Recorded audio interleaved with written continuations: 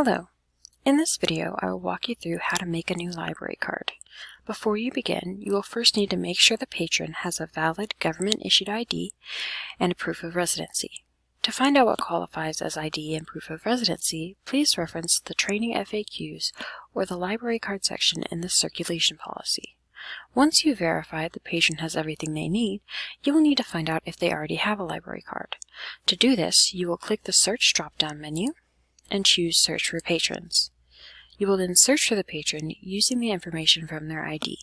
Keep in mind the patron may have a card in a maiden name or a previous married name, so it's best to search for the patron using their first name and date of birth.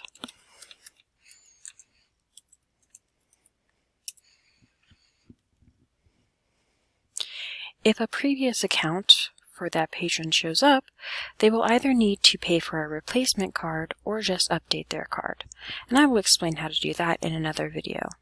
If no previous accounts come up, you are free to make the patron a new library card by clicking on Circulation and choosing Register Patron. You will then grab a library card and scan in the barcode. Once you click out of that field, the username will auto-populate, and you'll need to type in the last 4 numbers of the card in the password field. Then you will type in the patron's name exactly as it is on the ID, including a middle initial or a suffix like senior or junior. Then you will go down and enter the date of birth in the date of birth field. You can do that by typing it in,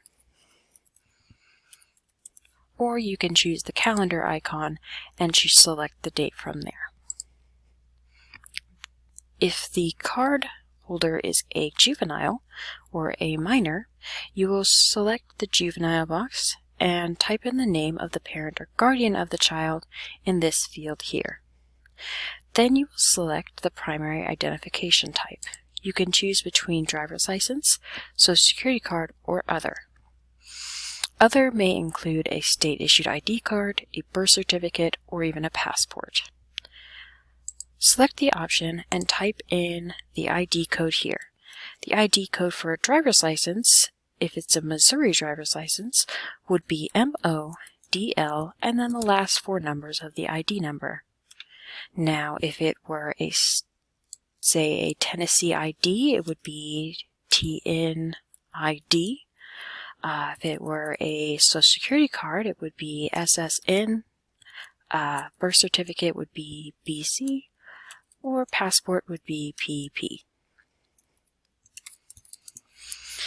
The next thing you're going to do is ask the patron if they have an email address. If they do, type it in this field here. If they do not, you will choose NA.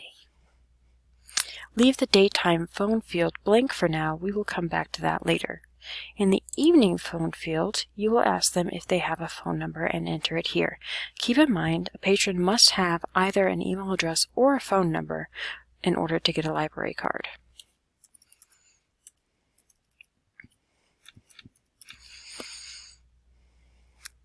Then you will select the permission group or profile group. If the patron lives within city limits of Poplar Bluff, you will choose Resident. If they live in our service area but outside of city limits, you will choose Non-Resident. If they live outside of our service area, you may choose Temporary card here. But a temporary card is only good for 30 days and they cost $10. For more information on our service area or temporary cards, see the training FAQ. The expiration date will automatically set to 1 year from today. You will change it to 2 years from today instead.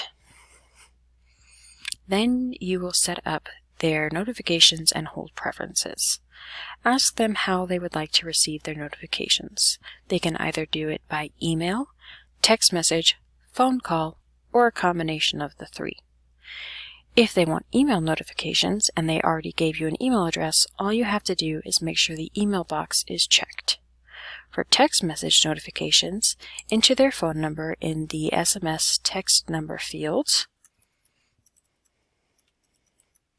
and choose their cell carrier.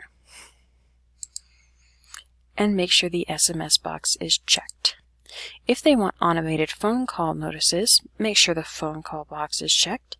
Enter their phone number in the default phone number field. And then scroll back up to daytime phone and type in the number here as well.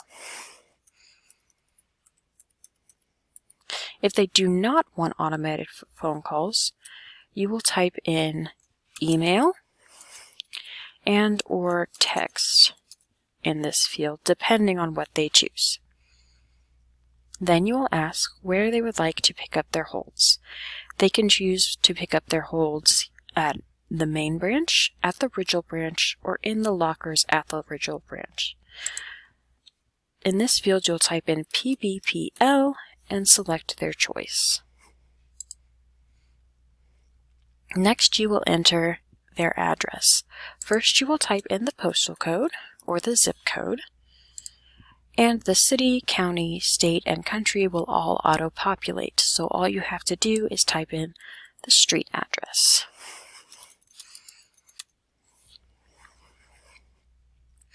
Do one final check to make sure that you've entered everything correctly,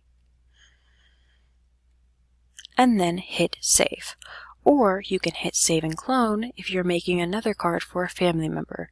If you choose save and clone, information like the address will copy over so you don't need to enter it again, and it will also group the accounts together.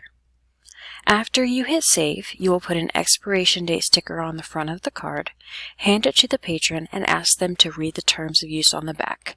Once they have done that, they will sign the card with a Sharpie. And after that, they are free to use their card.